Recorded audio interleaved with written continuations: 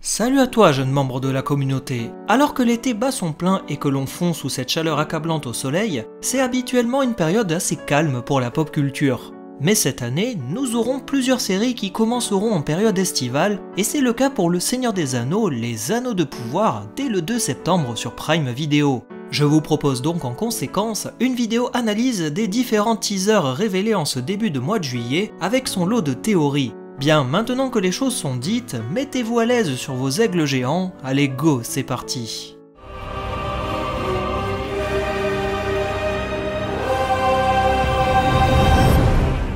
Depuis février, la série n'a plus trop fait parler d'elle. On a eu de nombreuses images promotionnelles, des interviews et articles nous révélant plein d'informations intéressantes, mais pas d'autres vidéos qui pourraient relancer la hype.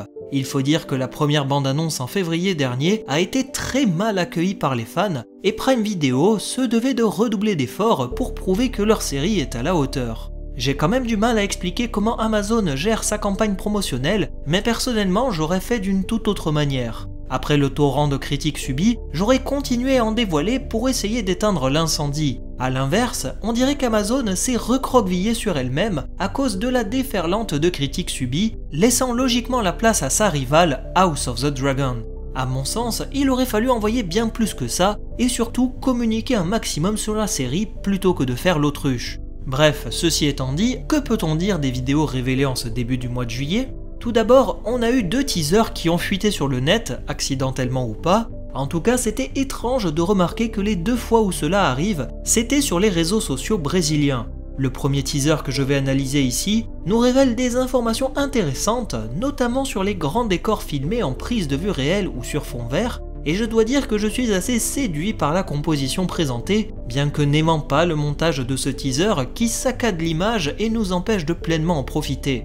La vidéo nous montre les personnages qui évoluent dans leurs environnements avant de lever les yeux vers les étoiles où une étrange boule de feu apparaît. Cela me fait penser un peu à la saison 2 de Game of Thrones où la comète rouge apparaît dans le ciel, nous permettant de faire le lien entre les personnages puisqu'elle apparaît à différents endroits du monde. Ici c'est un peu le même système, la comète se déplace dans le ciel et va s'écraser au sol près des hobbits. Impossible de savoir de quoi il s'agit, puisqu'on sait que la comète transporte un personnage et les rumeurs vont bon train pour tenter de percer le mystère de cet homme tombé des étoiles. Est-ce Tom Bombadil ? Je n'y crois pas pour la simple et bonne raison que Tom Bombadil est présent sur Arda depuis la nuit des temps, bien avant l'arrivée des Valar. Le faire débarquer avec une comète n'aurait donc pas trop de sens. Est-ce Sauron qui se réincarne en un autre être pour passer inaperçu ? L'apparition de l'œil que l'on voit avec les couleurs jaunâtres et orangées font évidemment penser à cette éventualité de voir arriver le nouveau Seigneur des Ténèbres par cette voie. Mais là aussi, je n'ai pas trop envie d'y croire, car le but de Sauron est de passer inaperçu après la défaite de son maître Morgoth au Premier Âge. Pour moi, ce personnage est quelqu'un d'autre, mais je n'arrive toujours pas à l'identifier, même si l'hypothèse que ça soit Sauron n'est pas totalement irréaliste, compte tenu du fait qu'il y a cette image qui fait vraiment penser à son œil. Au tout début, nous avons aussi ce hobbit qui lit des livres ou parchemins à la recherche d'informations. Je pense que ce pied velu sera une sorte de mentor pour les autres hobbits, les guidant dans leurs aventures à travers la Terre du Milieu et donnant de précieuses informations pour nous spectateurs. Ce teaser est également l'occasion de voir des Ents sur ce plan extrêmement rapide et il faut qu'on en parle. Est-ce que les Ents vont être intégrés à l'histoire ou bien est-ce qu'ils vont juste apparaître en fond pour faire un rapide caméo? Difficile à dire à ce moment précis, mais je penche davantage pour un caméo puisque les Ents se tiennent à l'écart des conflits du moment que cela ne touche pas trop leur forêt. Un élément supplémentaire pour montrer qu'on est bien en Terre du Milieu avec des personnages et peuples qu'on reconnaît. Mais le plus important est bien entendu le trailer final dévoilé le 14 juillet et qui reprend de très nombreux éléments déjà vus dans les teasers en amont. Pour l'analyse, je vais regrouper les plans par période, cela m'évitera une lecture linéaire et me permettra plus facilement de faire les liens entre les scènes. Le teaser s'ouvre sur des images se déroulant à Valinor, le territoire des dieux situé de l'autre côté des océans. Cette longue scène doit très certainement se dérouler à l'âge des arbres et servira de prologue à la série pour introduire les personnages et le contexte. On peut y voir un elfe, peut-être Galadriel de dos, qui avance sur une colline avant de dévoiler au loin la cité de Tirion, mais aussi et surtout les deux arbres de Valinor, Telperion et Lorelin. J'ose espérer que nous verrons peut-être des Valar, ou même, pourquoi pas, la destruction des 2 arbres par Morgoth, accompagnée par la gigantesque araignée Ungoliant. Les paroles de Galadriel sont lourdes de sens, car elles insistent sur la lumière et le fait qu'il y avait un territoire sans ténèbres. Une opposition entre lumière et obscurité qui est le cœur même de la saga écrite par J.R.R. Tolkien. Bien plus tard, nous pouvons également apercevoir ce qui semble être le serment de Fëanor, puisqu'on voit des elfes tirer leurs épées sous un ciel étoilé et les rejoindre au centre comme s'ils prêtaient serment, ce qui ressemble très fortement à la scène décrite dans le Silmarillion. Là aussi, il sera intéressant de voir pourquoi une telle scène est introduite dans l'histoire et ce prologue, si nous allons voir le vol des Silmarils par Morgoth, le départ des Noldor et les principaux personnages comme Fëanor, Finrod, Fingolfin, etc. Fëanor étant le créateur des Silmarils et Palantiri, les pierres de vision, cela pourrait être intéressant d'introduire ces objets comme des artefacts ultimes, bien avant les anneaux de pouvoir forgés par Celebrimbor et Sauron. Plus tard, le trailer nous dévoile là aussi une scène très certainement présente dans le prologue et qui peut avoir plusieurs interprétations, même si pour moi il y en a une qui prévaut sur les autres. On peut voir des elfes flotter ou plutôt couler dans ce qui semble être le massacre fratricide d'Alqualondë. Galadriel raconte à Elrond ce qu'elle a vu et c'est un véritable traumatisme pour elle puisqu'elle a participé à ce massacre contre ses frères elfes appartenant à un autre clan. On devrait donc voir ce passage très sombre de l'histoire des elfes, où les Noldor ont massacré d'autres elfes pour s'emparer de leurs bateaux en vue de traverser les océans pour se lancer à la quête des Silmarils.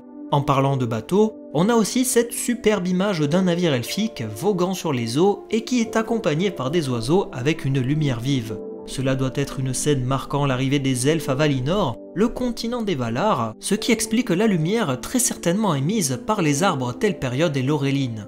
Le prologue sera l'occasion d'introduire les personnages principaux, le clan des Noldor auquel appartient Galadriel, mais aussi et surtout la leader elfe sous un angle nouveau avec ses armes et armures. Une représentation qui fâche pas mal les fans, mais qui est pourtant tirée des livres, puisque Galadriel y est décrite comme étant une combattante redoutable. L'image d'une elfe sage qui utilise la magie est plutôt propre à son rôle au troisième âge. Bref, les droits détenus par Amazon pour la série sont encore très troubles. J'étais comme beaucoup convaincu qu'ils ne pouvaient utiliser que des informations tirées du deuxième âge dans les appendices du Seigneur des Anneaux, mais force est de constater qu'il y aura plusieurs passages se déroulant à l'âge des arbres ou au premier âge. La suite du teaser insiste beaucoup sur la mission de Galadriel, très certainement dans les contrées du nord au Forokel, non loin de ce qui deviendra plus tard le royaume d'Angmar. On peut voir la compagnie d'elfes évoluer dans plusieurs vastes territoires dans sa quête contre le mal.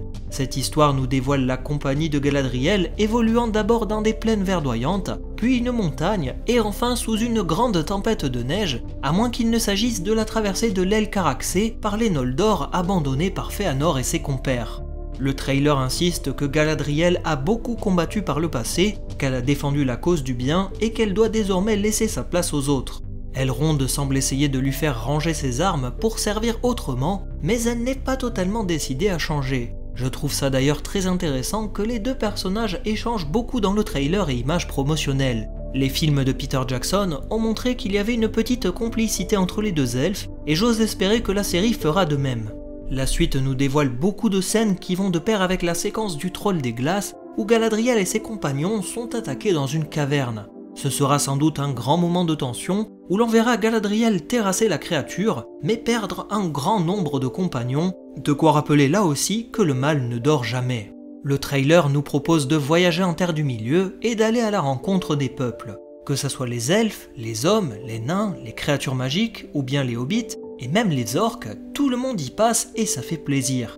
Chaque peuple évolue dans son milieu, et les couleurs utilisées pour représenter chaque population vont de pair avec leurs caractéristiques. Les nains ont plutôt des couleurs à la fois chaudes et froides pour symboliser la richesse des mines et la froideur de la pierre. Les elfes sont plutôt avec des couleurs chaudes pour se rapprocher de la lumière des astres et des arbres aux feuilles dorées. Idem pour les hobbits qui ont des couleurs plutôt chaudes en symbole de la forêt. J'apprécie également qu'on puisse enfin entreapercevoir des orques dans un plan plus que rapide.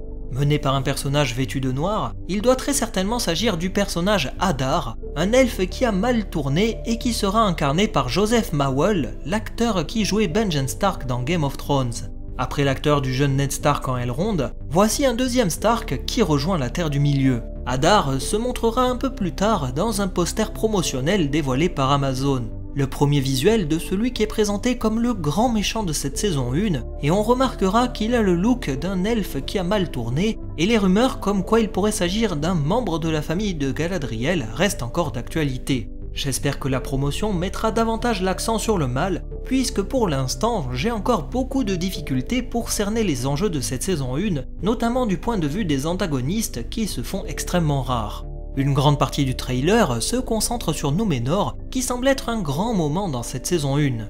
Du point de vue esthétique, il semblerait que les réalisateurs aient choisi de s'inspirer de la Grèce antique pour l'île de Númenor, que ce soit son architecture avec les colonnes aux couleurs très vives, mais aussi les vêtements et armures, sans oublier les décors naturels qui semblent tout droit sortis de cette période. J'apprécie aussi beaucoup qu'on ait des grands plans larges qui nous permettent d'apprécier les immenses statues qui sont gravées à même la pierre. Vu que Tolkien s'est très largement inspiré du mythe de l'Atlantide pour l'histoire de Númenor, s'inspirer des Grecs pour créer une identité visuelle à ce peuple n'est donc pas si choquant, bien au contraire. C'est même logique à la vue de tous ces éléments, car Númenor sera surnommé bien plus tard Atalante. Les Núménoréens sont des colons qui lancent de nombreuses missions coloniales le long des côtes, ce qui explique leur attrait pour la mer, comme pour les Grecs qui ont fondé de très nombreux comptoirs tout le long de la Méditerranée. La présence de ce gigantesque navire n'est pas anodine, et nul doute que les intrigues de la cour seront au centre de l'histoire pour ce peuple. Les images alternent entre la reine Tar Myriel, qui épousera son cousin Ar-Pharazôn, et qui régneront sur l'île étoilée en tant que couple royal. Les deux personnages apparaissent tour à tour sur les images du trailer, la reine étant assez pensive et regardant au loin dans le ciel, tandis que Pharazôn cherche à galvaniser ses troupes.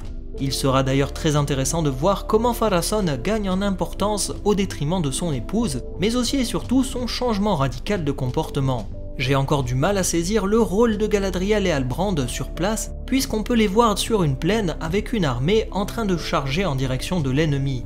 Est-ce que les deux personnages qu'on voyait perdus en mer dans les différentes images promotionnelles vont tous les deux s'échouer sur l'île de Númenor? Pour l'instant, c'est un mystère total.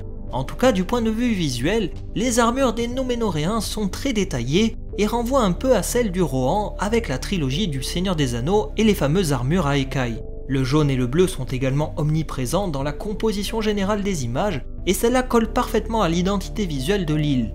L'article nous indique qu'Isildur sera présent aux côtés de Tar Myriel dans cette bataille et je me demande vraiment si Isildur aura un rôle plus important par la suite, tout comme son père Elendil, car il sera intéressant de voir là aussi son rôle sur cette séquence de la plage entre Galadriel et Elendil. Bref, on ne peut faire que des spéculations à ce sujet. Enfin, je terminerai avec le meilleur, les passages concernant les nains qui sont, je dois dire, assez nombreux dans cette bande-annonce. On peut clairement voir Elrond se rendre à Khazad-dûm, sans doute dans l'optique de réunir les Région pour contrer la menace de Sauron qui grandit dans l'ombre. Comme Elrond s'y attendait, les nains semblent plus préoccupés par leur confort personnel, préférant creuser dans les mines plutôt que de s'embêter à aller lutter hors de leur territoire. Je pense que ce nain avec une couronne est le roi Durin III, et je dois vous avouer que je trouve son look assez réussi. Son fils ou héritier, le prince Durin IV, apparaît également dans de très nombreuses reprises, et je trouve là aussi son design très convaincant. Le nain porte même plus tard un métal précieux de couleur noire argentée, ce qui semble clairement faire écho au Mithril, dont un gigantesque gisement a été découvert dans le royaume de Khazad-dûm. Il sera intéressant de voir comment cette découverte sera intégrée dans l'histoire, et si elle débouchera sur des tensions au sein de la communauté naine. Là aussi, je suis très satisfait de voir une mine aussi resplendissante qui scintille de vie et couleur, et on sent qu'on est dans une toute autre période où la prospérité était de mise dans cette zone très convoitée. J'espère là aussi que nous aurons l'occasion de voir la porte ouest qui a été créée par Celebrimbor, un joyau de l'architecture qui combine le savoir-faire des elfes et des nains. La bande-annonce finale avait pour objectif de rassurer les fans tout en proposant de nous inviter à quelque chose de bien plus grand. Je constate que pour ma part, la mission est réussie et j'ai grande hâte de voir ce que la série va nous proposer. Personnellement, je suis bien plus rassuré par ce que j'ai vu dans ce trailer plutôt que celui de février qui manquait vraiment d'images marquantes. Visuellement, je m'y retrouve pas mal et ça se sent qu'ils ont engagé la même équipe qui a travaillé aux côtés de Peter Jackson pour les deux trilogies. Quand je vois cette image de la cité elfique, Je ne peux m'empêcher de penser au travail d'Alan Lee et John Hoove, qui ont tous les deux été très impliqués dans les deux trilogies de Peter Jackson, mais aussi et surtout dans les illustrations qui accompagnaient les publications des livres de J.R.R. Tolkien. Je croise les doigts pour que le scénario soit réussi, c'est surtout ça qui sera déterminant pour le succès ou non de cette série. C'est tout ce que je souhaitais partager avec vous, et n'hésitez pas à me dire ce que vous pensez de ces nouvelles images, si elles vous ont rassuré ou pas du tout plu. La parole est à vous en commentaire, et on se dit à la prochaine pour d'autres explorations et analyses. Salut à vous!